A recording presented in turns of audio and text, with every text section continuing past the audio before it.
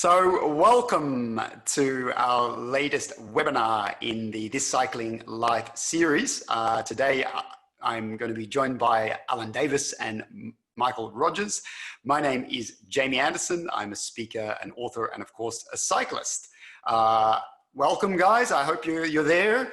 Here they come. Let's hand over to Michael. Why don't you do a quick intro to yourself, Mike? Hello everyone. Yes, my name is Michael. I'm currently in the beautiful Swiss village of Lenzerheide on a little holiday with my family. Happy to join you all.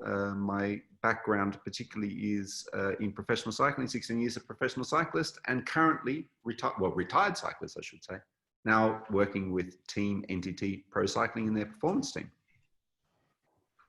Over to you, Alan. Hi everyone, how you all going?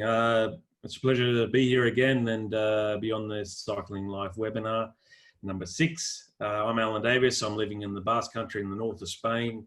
I'm also a retired professional cyclist, high performance coach, and also a technical advisor for the UCI. Terrific. Thanks, Alan. So we've had, again, a bunch of questions come in over the last 2 weeks from This Cycling Lifers. We're going to be talking through those questions today. We've got a bunch of you joining us from around the world today. Thanks again. We see many of you are coming back again and again for the webinars, but also today a whole bunch of new registrations. We've got people joining us from over 10 countries today. So super to see again. As usual, because a number of people are joining, your video and audio will be muted, but by all means do interact with us. We'll be looking at the Q&A box. We have Q&A and chat, but please do put your questions in the Q&A and we'll be responding to those throughout. So guys, why don't we jump right in? How are you feeling, Albie? You feeling fully energized or what? You're ready to rock and roll? Oh, I'm ready to rock and roll, mate. And also I've heard as well, Professor Albie's ready to go. Oh, good. We get Professor Albie online. Mick, how are you feeling today? Ready to roll, guys. I'm ready to roll. Let's jump in, shall we? So, of course, as always, here's our contact info. Reach out to us after the webinar. Keep in touch with us on social media. Lots of new great content on our YouTube channel as well. But let's jump into our questions. So, question, why don't you read this one out? Why don't you read this one, Albie? Yep, I got this one. Okay, so question. In October, we'll be doing a multi-day race in Italy. How should I best prepare? And are there specific aspects to be aware of during this event itself? I'd say it's from Richie Port, Australia. You reckon that is Richie Port there, Albie, or what? Oh, it'd have to be, mate. It'd have to be, you know, the wheels fall off after a few weeks for Richie, so hopefully he can make it a full 3 weeks this year. Good stuff. So why don't we hand this one over to our you know, what do you say, our Grand Tour guru, Michael Rogers. Why don't you have a crack at this one, Michael? I'm going to stop the share there so we can just I love that photo, Jamie. I love that photo. That's well, actually tell us about that photo there, Michael. Because that was in the Giro Italia, was it not? Giro Italia 2014. I won the second last stage, which was finished on top of Monte Zoncolan, which is one of the real iconic mountain finishes in professional cycling, and that thing is steep and tough. Yeah, I saw you there on the finish line. It looked like you were doing a little bit of a wobble. Was there a reason for that? Like you were doing the hip jiggy thing there? No, I had the wobble because when I put the hands up, going at 6-7 k's an hour up at 23% gradient, it's really hard to keep your balance. But that was one of the, I tell you, that was one in a lifetime day. I had probably one of the best days of my bike ever. I mean, none of that was planned. I just happened to be in the right place at the right time. So wow, it was a great victory. Wow. Yeah. And isn't it true that to this day you're like one of the heaviest ever winners on Monte Zoncolan? Probably. I think probably the only rider over 70 kilograms to ever win up there. Usually it's a stage very much reserved for the extreme mountain goats. Yeah, I can second that, Mick. Last time I was there, I was sports director for Wiggle High Five, and the card couldn't make it up the top. The clutch burned out. That's how steep this climb is. It's steep. It's tough.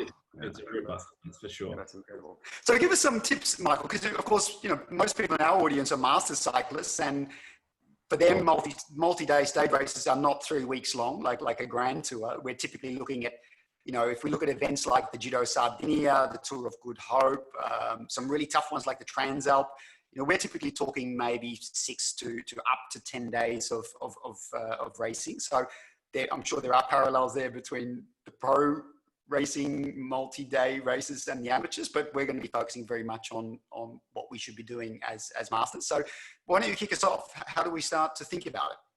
Yeah, sure. So stage races they're always quite challenging. They're not just your normal one-day races. You need that ability to day after day come back and perform at your best. So what you first want to do is you want to do your best to calculate the total volume of the entire race, whether that's 3 days, whether that's 5 days, whether that's 7. Okay. So try to work out the total volume of the race. And at some stage, maybe it's 4 weeks out, try to replicate that volume in training. You give yourself exposure to doing, 3.5, 4 hours a day for that period. And I understand that's not always easy for master cyclists because a lot of you are working, but try to give yourself, do the best you can to get that kind of exposure. It doesn't have to be at race intensity, even if it's lower in intensities, and even if you miss a day here and there, that's fine, but do the best you can to give yourself that block of volume that's in some shape or form replicates what you'll be actually doing in the race.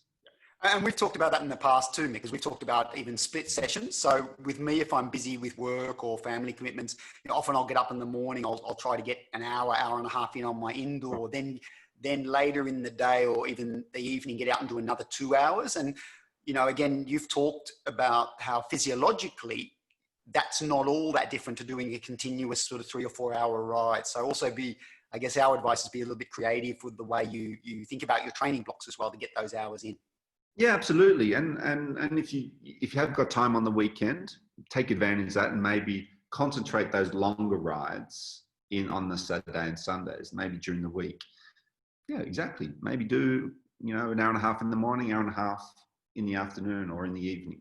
So you get that total volume, because once you do have that volume and your body is used to replicating that day after day for 4 or 5 days in a row, you're going to see a nice uptick in your ability to perform day after day in the actual race.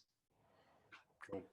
And how about thinking about objectives, because Alan and I, in fact, I've got my jersey here.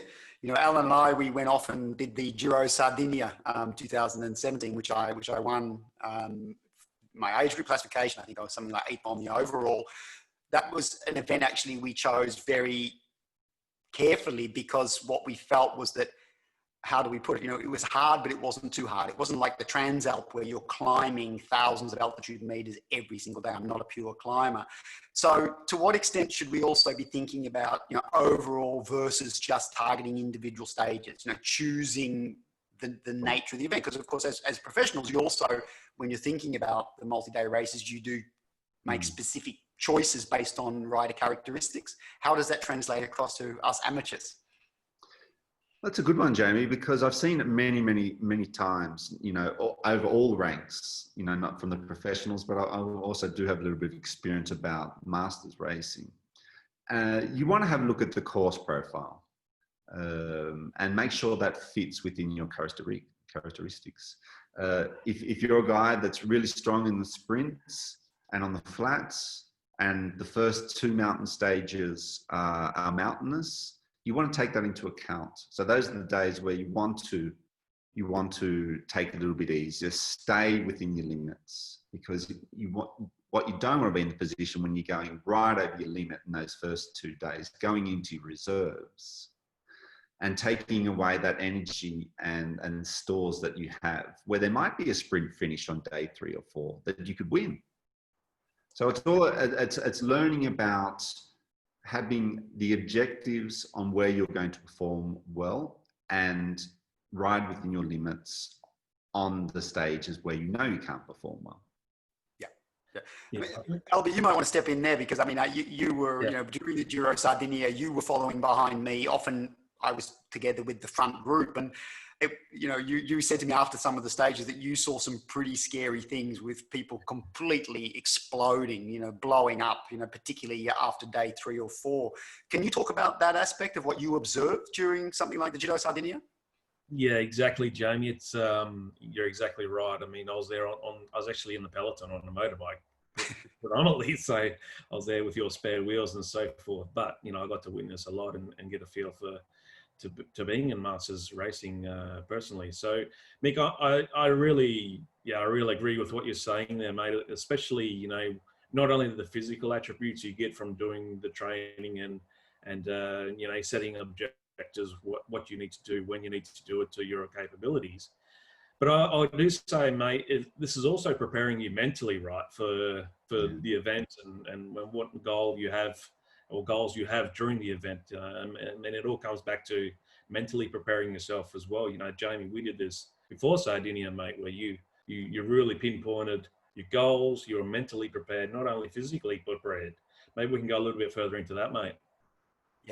Yeah, that's a good point. I think because in that case, I was targeting the overall. In other events, I haven't, because maybe the form hasn't been there, and we've been much more selective about the individual stages. But I think the point we're making here is that be realistic.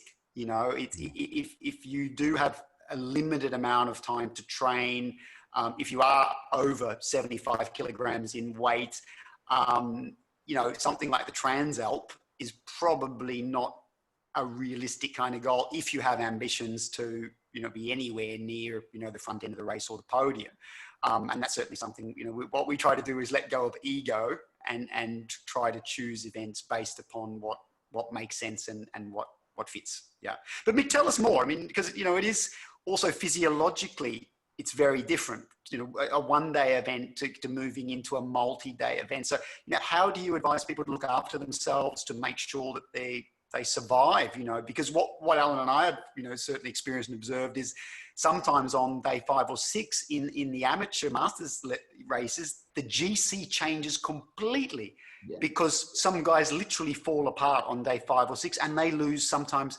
15 minutes in one stage. So exactly. I mean, those first days, the bunch is there. You feel fresh. You're energetic. You're attacking. Your body is responding. It's so motivating just to ride over the limit. But unfortunately, in cycling, there's a cost. For every acceleration you do, is one less that you can do in the future. So that's the mentality that you really have to have as a stage race rider. Every attack or acceleration that I do now is one less that I can do in the, tomorrow or the following day. So you need to be conservative, but why saying not too conservative that you're going to let your main competitors go into a breakaway, and then so it's always a very fine balance of not doing too much, but also not doing too little that you're going to miss out on the right moves. On that aspect, and maybe Alva, you could come in here because in the Giro Sardinia, and by the way, we should mention, for any of you people who are listening in the audience, if you need a DS for a day, you need a DS for a week, call Alan Davis, because that's what he does for me. And that experience of being here at the Giro Sardinia, in this race, Alan was essentially following behind me every single stage, and that's part of what he does as a coach and as a mentor to riders. But I also had a Bluetooth earpiece in, and constantly Alan was reminding me, save energy, high cadence, Albie, can you just talk about some of those just little things you were reminding me of that sometimes, again, in the excitement of the race, and again, it's nice to race, it's nice to go hard, but you were constantly, in a way, holding me back. Can you talk that through, Albie? What were the key principles you were sharing with me and telling me in real time? Because you were doing that literally while I was on the road. Yeah, well, that's exactly how I coach. To be honest, Jay, you set your objectives, and it's my objective as well. We're together in this. So I know what your capabilities are, obviously, as your coach, but also I know your objectives and and we have a strategy to win these objectives, to accomplish them. And fortunately, I'm there on the bike, so on the motorbike, and I'm seeing it all unfold at a really calm, relaxed manner. As when you're in the middle of the bunch, your heart rate's through the roof. There is times where where you can put the foot off the pedal and put the gears up a little bit and spin a little bit and save that energy, that really precious energy. What Mick said, every acceleration you do, you will pay for it. So there is plenty of times where the better you get at it, where you can know when to put the foot off the pedal and just save energy, especially in a stage race when you do have to back up day after day. This will become, crucial to your performance, not only on that day itself, but the days to come. So for me, it was easy just to give you a heads up. Okay, mate, just there's a big headwind. We're going down a valley. There's no need to be so far at the front. Just come to the back of the bunch. Be really protected. Get a nice, good mouthful of water and nice, take a bit of a gel in or a bit of food. Go up the gears and really make the most of the moment to save energy. So, at Sardinia, Giro Sardinia, I was there on the motorbike seeing all this really clearly. So it was easy to give that advice. But, if you don't have someone there telling you, just doing it will give you a lot of experience in how to do it and knowing when to do it as well. And I guess, Michael, I mean, you can talk to this because, in the last episode, we talked about aerodynamics, because this all fits together, right? I mean, part of what you're doing in this multi-day stage race is really trying to conserve energy, to be as aerodynamic as possible, staying out of the wind. So are there other aspects there? I mean, we have a question from Sean Rolls in Sweden. Hi, Sean. He's asking us about recovery, and how do we really optimize recovery over the course of a multi-day event? Can you talk to that a little bit? Yeah, exactly. I think there's a couple of things here that, leading into a stage race, your taper is very different from what you want to do prior to a one-day race. So I'd like to talk about that a little bit. But also we touched on about the recovery, nutritional recovery aspects to this. I think was on our last webinar I talked about recovery. Even more important for a stage race. But if you don't mind, I'll just jump on to tapering for a little bit before answering Sean's call, because I have that down as bullet point number 5.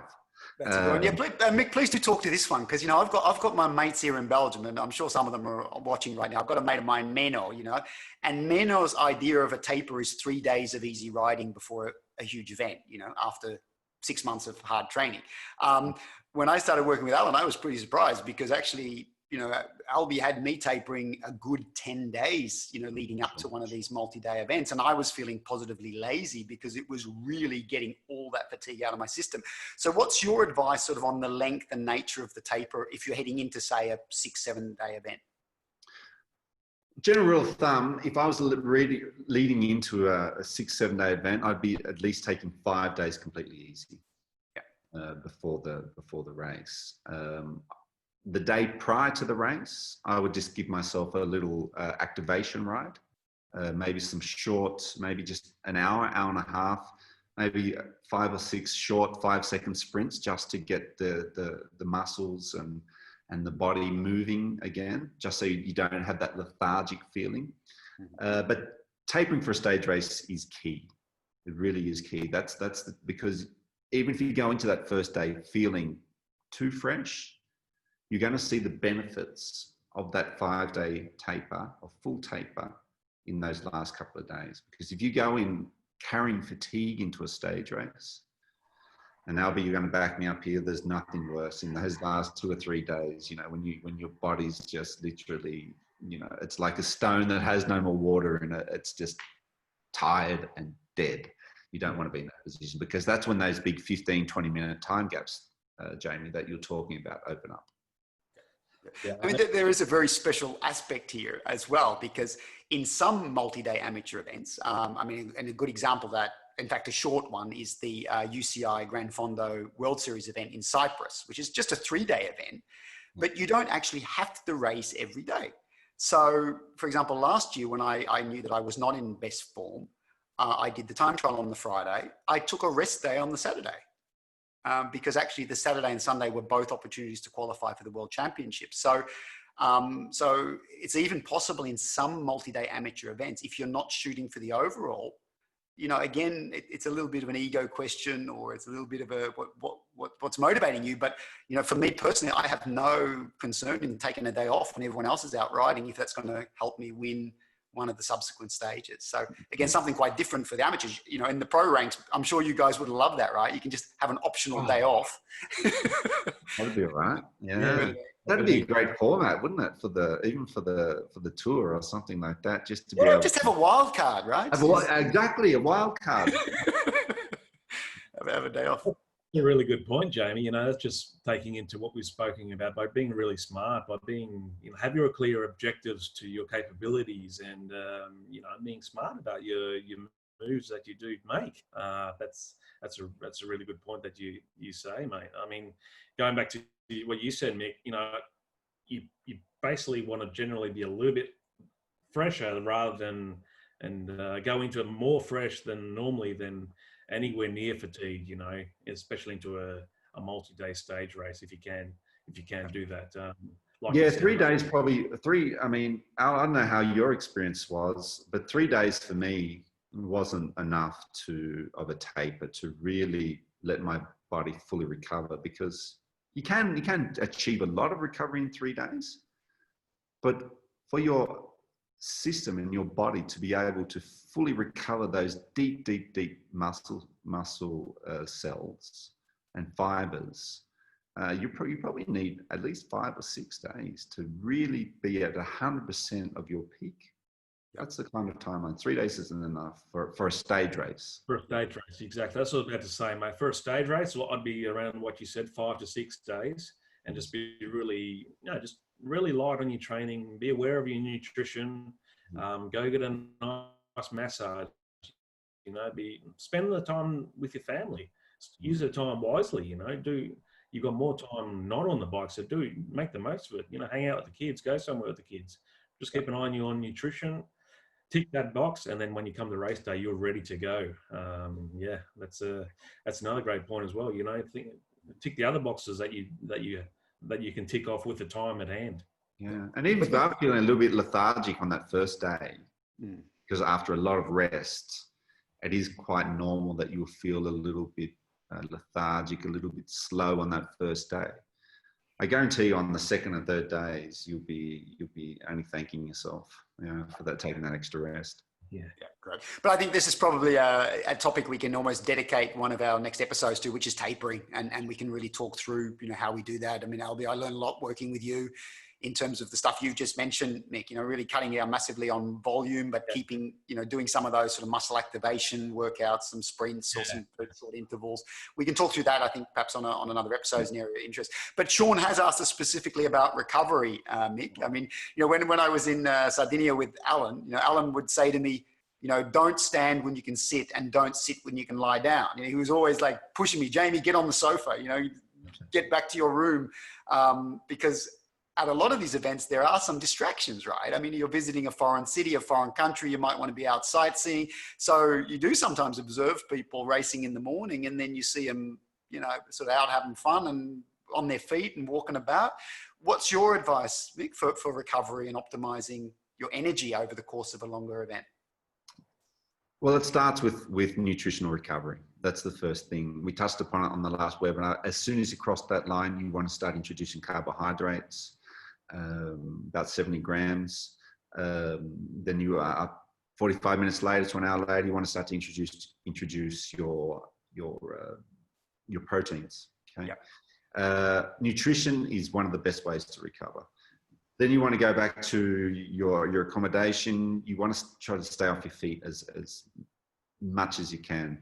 But just the point, Jamie, I mean, we're talking about optimal recovery here, and I understand that everyone has different objectives and may have their family at the races as well. But if you're looking to the best recovery you can, you need to be horizontal, lying, moving as little as you can. For sure, you can get up and walk around. Of course, you don't have to have your family members bring food to you in the bed, but just try to stay as relaxed as you can, and if you can, try to avoid walking around, because it all adds up. And when you come to that 4th or 5th day, if you've been walking around for 4 afternoons after the stage, you're going to feel that. So I guess sleep as much as you can. Don't be careful with the evening drinks. Try not to do too much alcohol. Having a beer is fine. Having a glass of wine is fine, but try to keep away from too much, because that all is being processed by the liver and is all energy being taken away or recovering your physical demands of the race. Yeah, cool. Oh, ice cream, Mick. You can have an ice cream. The In Italy, they have good ice cream. They have the dinner buffets and the ice cream's good. I had to I usually would sneak that when Albie wasn't looking though. Because when your coach you can't have a Coke in Italy, but you can have an ice cream. And why shouldn't you have a Coke? Oh, the Italians say Coke's bad news. Oh, really? Ice cream's fine. It's like butter. Butter for the French is perfect, but butter for the Italians is you have to have olive oil. Oh, yeah. Gotcha. Old grandma's tricks and tales. And what about, are you doing anything different, in terms of the glycogen stores and day after day? If you think about breakfast, lunch, dinner, right? So I guess breakfast is loading up a little bit, and lunch is more like protein, because because should we be thinking about specifically, tailoring our breakfast, lunch, dinner to meet different nutritional requirements? Because in the masters racing, typically we're racing in the morning. For you guys, pros, often it's afternoon. Yeah. So would there be any specific advice there on sort of what you eat and when you eat it? So, a general rule of thumb is in the morning, you want to have your slower absorbing carbohydrates, such as your porridges, your mueslis. If you really want to get really funky, you can, if you're going to be in Italy, you're going to have some pasta before the race. After you've raced, you want to have the your carbohydrates, your simple carbohydrates, and then maybe a rice meal, because rice is also absorbing a lot faster, so it's replenishing the glycogen into the muscles a lot faster.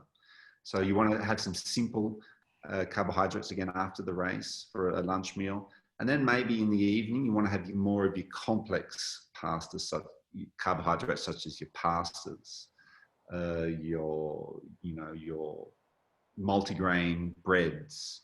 So that continues to replenish the muscle and the liver of glycogen, but at a much slower rate than it would be compared to the faster carbohydrates such as your sugars and your rices, etc., etc. Excellent. Good.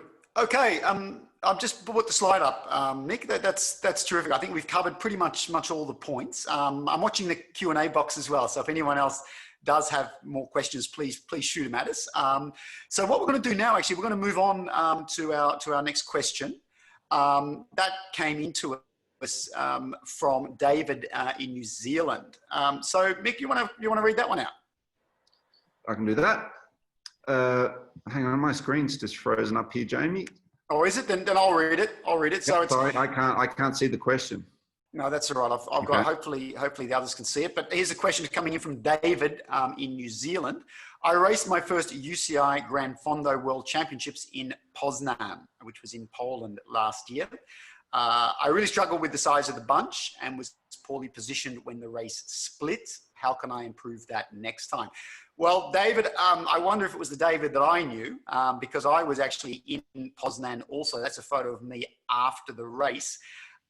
It was really a crazy ride, because it was almost like Paris-Roubaix in Poland. Very flat, very windy, very rough roads, echelons. I also got caught and missed the key split about 60 Ks in. And actually then ended up getting caught up in a crash. I was with the second chase group about 15 kilometers from home. But Mick, you can actually see that I'm smiling in this photo. Do you know why I'm smiling? Why is that, Jamie? Because I did crash out of the race, but I was completely unscathed. I actually landed on a New Zealander. So when I saw the question from David, it kind of gave me some pleasant flashbacks. So that's my advice to you. If you're going to crash heavily, fall on a New Zealander. I reckon this one's a good one for Professor Albee. Mick, what do you reckon?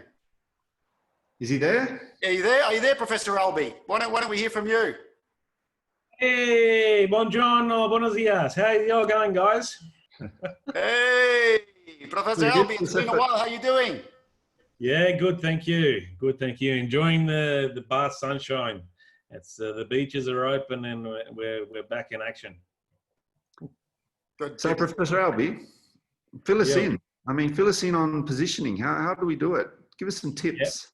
Yeah, this is once again, it's another question that I'm sure it's on a lot of our minds. If you've been competing cycling for a long time, or you're just getting introduced into competing, first of all, I'll go into know the course. Know the course that you'll be racing on. Do your research. There's plenty of tools out there to make this happen, and also know your opposition. Sometimes we see in masters racing, in particular, a lot of age groups race together. So I'm not sure why that is, but you can actually gain a lot of benefits by making a move with the younger generation, so to speak, or following someone else that is trying to make that move with the younger generation in your age group. So know your opposition and stay close to them. That's what my first bit of advice will be, and know the course, because certainly in a race like Poznan, that's pretty easy to do at the start, because actually all of the riders who've won the UCI World Series qualification races, they start at the front of the grid. So right there, you've got literally sometimes 10, 12 guys lined up. They are the best in the world, right? So you can do that. But of course, what we do, Albie, before races, we do a lot of Googling. We look at who's on the start list. Yeah. Are there some ex-pros in there? And we stalk them on sometimes Strava and that kind of stuff as well to get an idea. So keep talking to us. Albie, how about positioning? Because it's very different. Like a lot of us will be racing at home, maybe in a bunch of 50 or 60, and then we find ourselves sometimes at a Gran Fondo event with 250 people. How do we cope with that? Yeah, exactly, Jamie. It's a common issue that a lot of us have to deal with. I like to think of circles. So if you're in a position where there's a lot of riders in the peloton, say up to 100 or over 100, and you don't want to go too far back. You want to stay close enough to the front, but not too far on the front where you're absorbing a lot of the wind and you're using a lot of your energy. You want to be up the front, but not too close to the front. So I think small circles is a really good tip. So don't go too far back if there's always a flow to the peloton where you'll go forward and there'll be a flow going out the back. So instead of going too far back and making the circle bigger, just do smaller circles. Just say you're hovering around that first quarter of the peloton. Think small circles, and don't find yourself getting too far back, because you can be, not only you'll miss a break, but you can be caught up in a crash or something like that happens. Yeah. Before we jump in there, Jamie, I just got a quick question for Al. You're talking about circles, and yes, and that circle can go clockwise, go anti-clockwise. But I can remember a lot of times that when I was moving up, I'd been in the circle and kind of was coming back around to move back up to the front positions. Moving up on the side of the peloton, what's your advice there? Should you make a fast acceleration and move up fast, or make it a very gradual progression to make it from your current position back to the front? Yeah, I would. So first of all, every race has a flow. Every bunch has a flow to it, and you'll get to know that pretty well straight off. To specifically answer your question, Mick, it depends on the time of the race. If there's a lot of kilometers remaining, a slow progression is always better, where you're not burning so much energy and you'll be somewhere around the front. But in the flip side of that, if there is a climb coming up, or if there is a corner where you will be heading into a lot of crosswind, for example, and you have to be at the front, don't be afraid to do a quicker acceleration if the room's there, because you will get the benefits by being at the front if it does split in the crosswind, or or splits on the climb coming up. So it's a bit of a it's a two-edged sword with that one. So don't be afraid to just slowly move up when the time's right, and on the other side, be ready to make a fast acceleration as well, in my opinion. Yeah. I think that's definitely something that you made me aware of, Professor Albee, was often in a very large peloton, there's also a natural flow and movement. So, for example, if you're on a long curvy road, you're taking the road curves to the left, then the peloton almost naturally sort of moves to the left. So often what you'll find is as the corner goes to the left, space will open naturally on the right. Now, of course, what you're also keeping in mind of here is the wind direction, because if it goes to the left, but the wind is coming really strong, from the right, then you're not wanting to move up on the right. So I think it's very much, what we always talk about. You've talked about mywindsock.com, knowing the wind direction, but also understanding that the peloton does have this almost organic movement to it, and that you start to see how that is moving as you particularly go through curvy, sections of road, for example. Yeah, that's a really important one to understand, isn't the flow of the group and how it works. Because otherwise, it's literally like swimming against the current in a river. If you don't understand that and you're just making the wrong moves at the wrong time, it's equivalent to swimming against the current. And once you do understand it, you can use those spaces that open and use the flow to actually help you to move up to the front. And that's a piece of advice, we would probably give also, for people who are really inexperienced or feel nerves when riding in a really big peloton. If you're not comfortable being in the center with literally a rider on either side of you, almost touching your handlebars, because that's how close it can be, then probably the most comfortable place to be, even more towards the front, would be on the outside of the peloton, but just make sure that you're on the non-wind direction side of the peloton. That at the very least. You will use a bit more energy than being fully sheltered, but for those of us who feel we don't have the bike handling techniques or the confidence to sit literally in the middle, shoulder to shoulder with 10 people around us, that can be a bit option. scary. Yeah, that can be a bit scary when the group gets really tight and you've got riders side by side, and sometimes it is a little bit better to sit on the side of the group. Yes, you use a little bit more energy, but if you feel safe of it, doing it that way, that's the best. Just on that, for anyone who was in Poznan last year, in my race, I think we had 160 guys. By 60 kilometers in, 120 of those guys had been caught behind crashes. Yeah. Because there were at least 3 or 4 pretty big crashes within that first 50, 60 kilometers because of the nervousness and the inexperience. The guys have got the legs, but they don't necessarily have the confidence or the skills to be riding in that sort of a densely packed peloton. So, well, it's not an easy thing to train, is it? Because not everyone has access to a group of 100+ riders. It's tough. It really is tough. Come to Belgium, Mick. Oh yeah, I remember Belgium.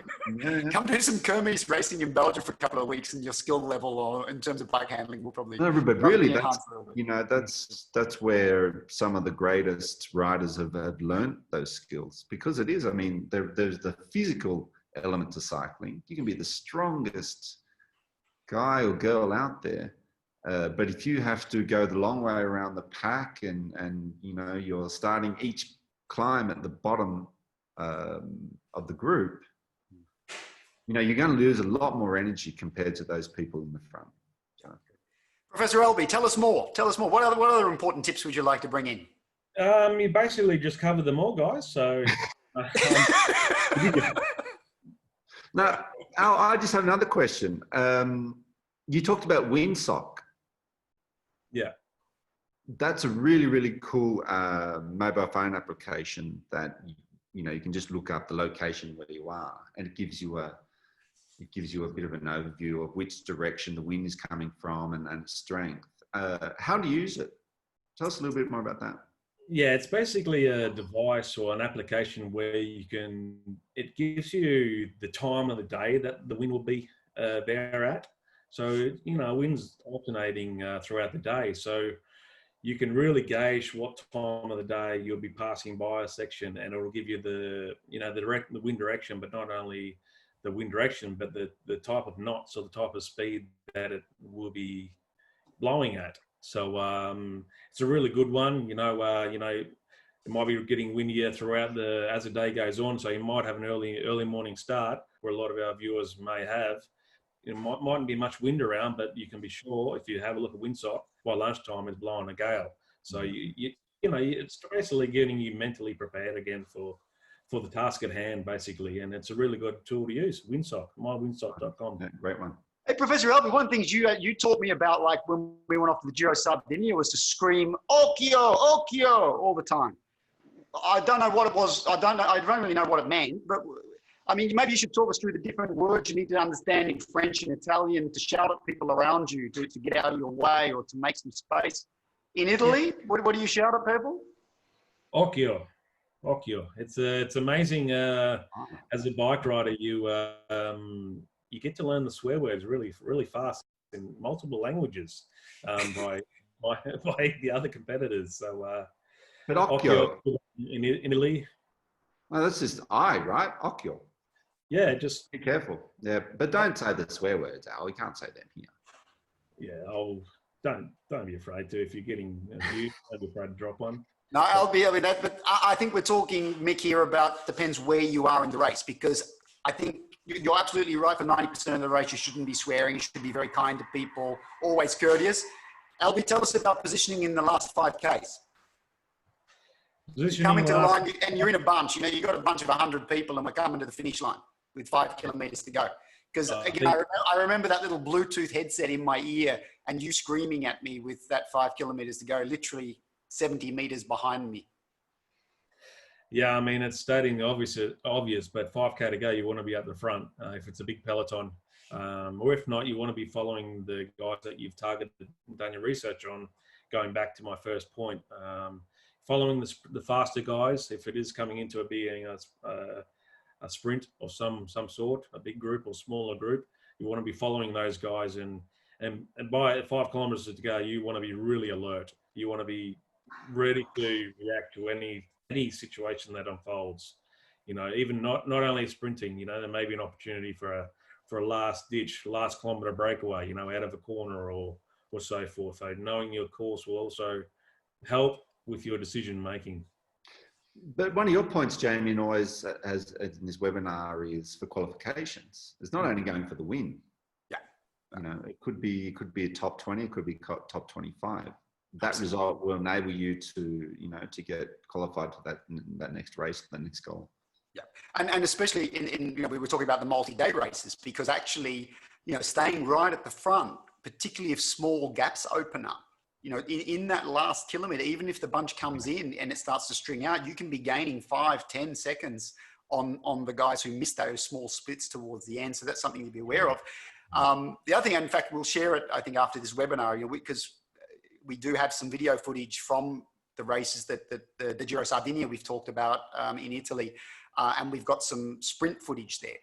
And you will see me creating space for myself within the last couple of kilometers, and you will hear people screaming and shouting from behind as I'm trying to make space for myself.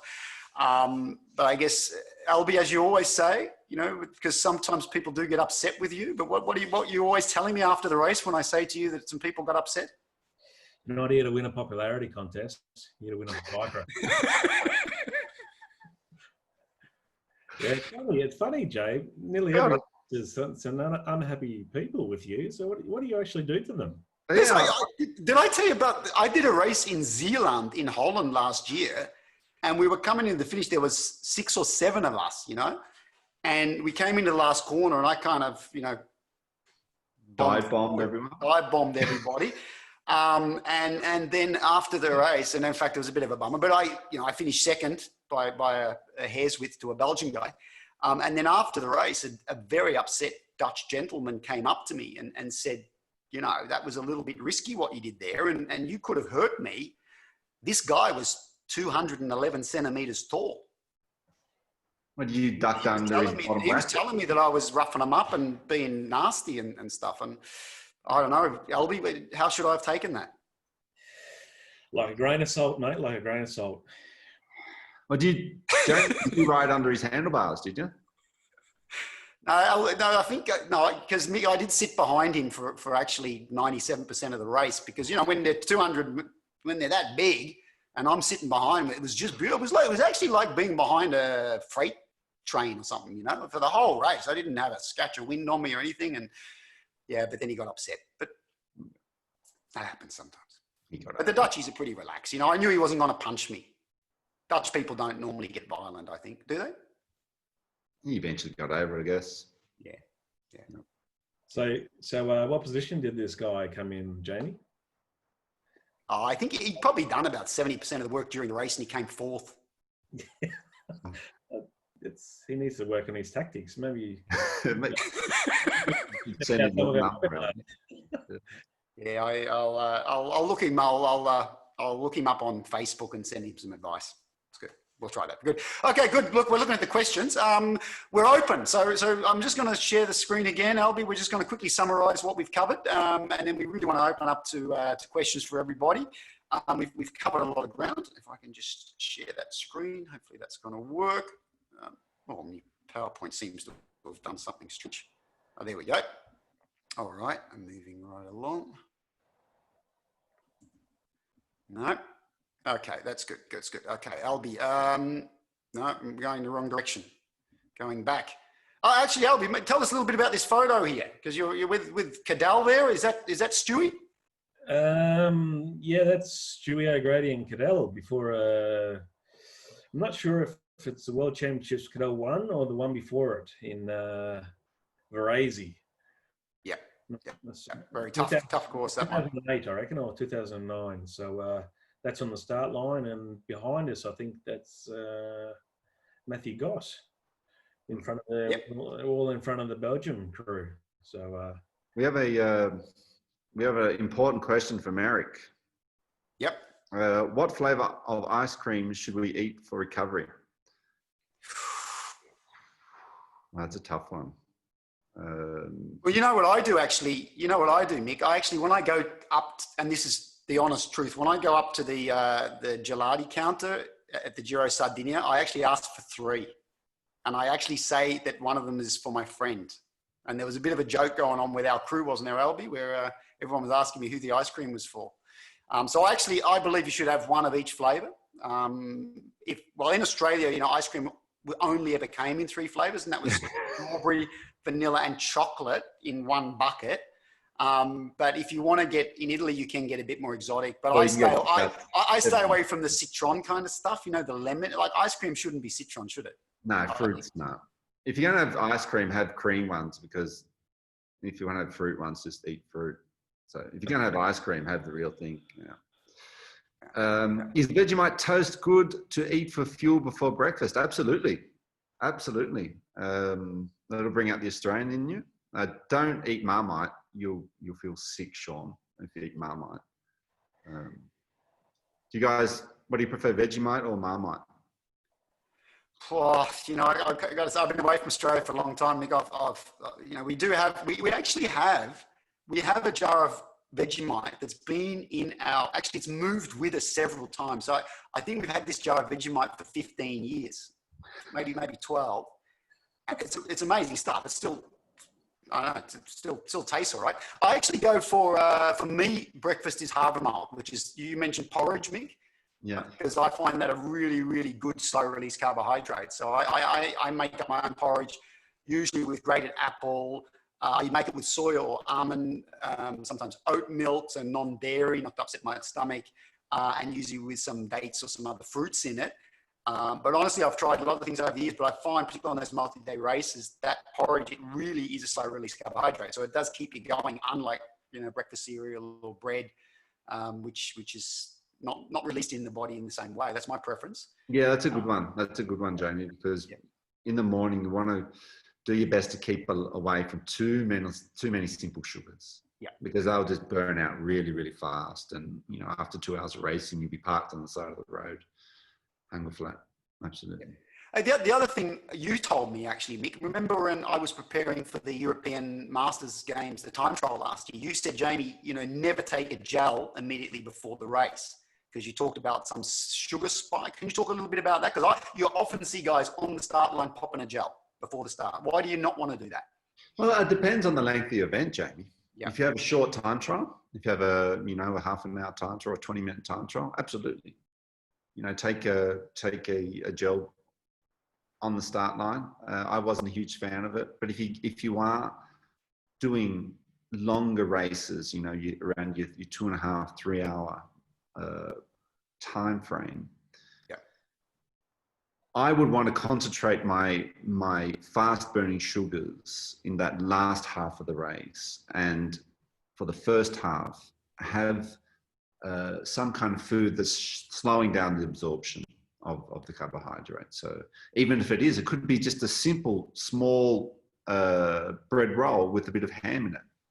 That's going to give you a bit more resistance and going to absorb a lot slower than a fast absorbing gel.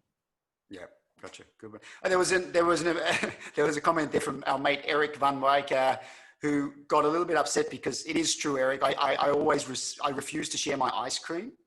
Because sometimes when you've had a long day, you're a bit grumpy. And we were at table one night, and Eric asked if he could have one of my balls of ice cream, and I said no. So sorry about that, Eric. Normally. Sorry, Alan. I was about to say. Oh, we lost you. You went on mute there, Albie. I'm just about to say there could be some track riders listening. What do you recommend for pre-race meals for track events, Mick? Oh, gee, I don't actually have a lot of experience in track meals prior to track. They're short, sharp events. Yeah, so you predominantly, you wouldn't want to have a T-bone steak, Al, before the kilometre time trial. Hey, Mick, there's a comment there, a question coming in from Jan. Jan is actually 197 centimetres tall. That's pretty tall as well. So I do feel for you, because Jan does say that there's not many guys that he can hide behind during a race. And do you have any specific tactical advice on sort of positioning and stuff for tall guys? Mick, you want to talk to that one? You've ridden with some pretty tall people. And Albert, you rode with Tom Bonen and those big monsters, the Flemish guys. Well, the thing is that anytime you're going over, your 15, 16 kilometers an hour, you're going to receive an aerodynamic advantage by riding behind someone. Okay, whether it's someone like you, Jamie, who's 110 centimeters tall, or that's how tall you are, isn't it? 110. I'm 168 and a half. Oh, sorry. I meant to say 170. There's some kind of advantage, no matter how tall or short or the person is. So, fortunately, no specific advice for the tall guys. But maybe what I would say is, as a tall guy, follow other tall guys. There we go. Find the other biggies, and stay away from me. Don't follow them. Just don't follow them if they're getting dropped. That's all. That's true.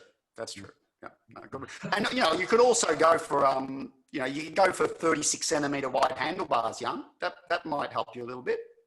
You're probably gonna do some physiological damage to yourself, but you will be more aerodynamic for sure. Yeah. That's a good one. Okay, good. Other questions there, guys? Mick, you see any others coming in there? So we have another one from Eric. Be careful with the gels on the start line, because for amateur events, the start is often delayed. Jamie, maybe you could answer that one. Oh yeah. That's the most fabulous thing about racing the Giro Sardinia, Alan, right? Because when you turn up at the start line, you're never completely sure if the race is going to start or not. Because it's we spoke to Franco in the local authority, but he has not got the approval for the race. And his sister is sick today. He had to take her to the hospital. So we're waiting for Franco to come back to the office. And then, so everybody have an espresso, take it easy. We come back to you in half an hour, right? That's the joy of racing in Italy, right? And that's why you have to be a little bit careful taking the gels. I had some friends last year, maybe some of them on this call, who raced the Tour of Corinthia in Austria. How boring. Every stage started like clockwork. you were put into your starting grid. You actually had a little place where you had to start each stage. No. That's part of the fun. Racing in Italy, chaotic, that's disorganized. where they're flamboyant and they're yelling and screaming at each other. And it's the beauty of racing in Italy. Yeah. Well, actually, Albi, you can talk about that. Espresso on the start line. We saw a lot of that in Sardinia. Yeah, I mean, I think it's an individual thing. I mean, I personally, we had access to a coffee machine all the time on the team buses, so it became a ritual. So I advise a little bit of espresso before the start to get you ready to go and more alert, but not too much. Yeah. Be careful with the caffeine on, particularly the caffeine gels on really hot days. Why is that, Mick? Well, I mean, caffeine is a stimulant and it will dehydrate you. So if you have too much caffeine, particularly the modern day gels that have a mix of caffeine and sugar, I think it's a great tip to take those, but maybe, limit them to that last hour of racing. Yeah, good advice. Yeah. Good advice. Excellent. Great. Just finally, Albi, we had several messages coming in to our This Cycling Life email this week from people asking about coaching. As I understand it, you're now looking at your plan for the second half of the year. So if people do want to reach out to you for coaching advice, or actually the other thing, of course, we're planning, which we will mention to everyone right now, we are planning a special TCR adventure to the Giro Sardinia, which we've talked a lot about during this episode. We'll be going there in October. It's from the 10th to the 17th of October. I'll be racing it. Albi will be there with support on the motorbike, carrying the wheels, the bottles, all that stuff, and of course giving full DS support. So if either of those adventures interest you, then certainly drop us a line. Reach out either to Alan directly through his website. Alan, anything else people should know about sort of contacting you or things that you need to know to start that coaching relationship? Yeah, it's pretty easily. I mean, if you are looking for a coach or a hand with coaching or mentoring, like I said, I'm into the second half of the year, and there's a lot of availability spots. So I'm looking for more clients if anyone's interested. So just please get in contact with me through my website or my social media. I'd be happy to help you out. We can have a discussion on what your plans are.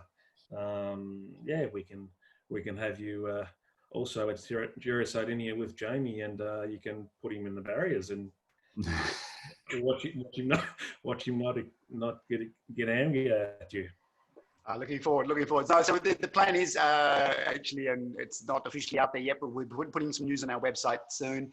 We will have the TCL team, not the team in a traditional sense of, any kind of pro team or even Gran Fondo team. But the idea there is to actually offer up the opportunity for us to come together and to do some races together with Michael or Mick's Alan's support as well and input. So very exciting things to come, and we'll be putting some more information about that on our website soon. So guys, time's almost up. What we would love to do, of course, is, as always, finish with some last words of wisdom. Mick Rogers, from you, last words of wisdom for our listeners. I'm going to stick with my normal tagline, Jamie. If it doesn't happen in training, it's not going to happen in racing. Beautiful. Professor Albi, Alan Davis. If you can sit down, if you're standing and you have opportunity to sit down, please sit down. If you're sitting down and you have an opportunity to lie down, lie down. Beautiful. And of course, on the other one, because we did talk about positioning, I'm surprised you didn't mention that on the positioning topic. You always say to me, Jamie, only work as hard as the least hardest working rider, not only in the breakaway, but pretty much in the whole bunch, which is what we're aiming to do most of the time, particularly in multi-day races, as long as you stay in contact. So that's a good one. And of course, my last piece of advice, actually, which I'm practicing right now, because at the moment, Albi and I are very much in a build phase, lots of gym work, lots of plyometrics going on. So my piece of advice is your hard days are only as good as your easy days. And I'm doing plenty of easy days right now, but plenty of hard days too. So guys, thanks a lot. Thanks for all of you for joining us. Thanks for the questions. Thanks for the comments. Great to have. We'll be scheduling our next webinar in about 2 weeks' time.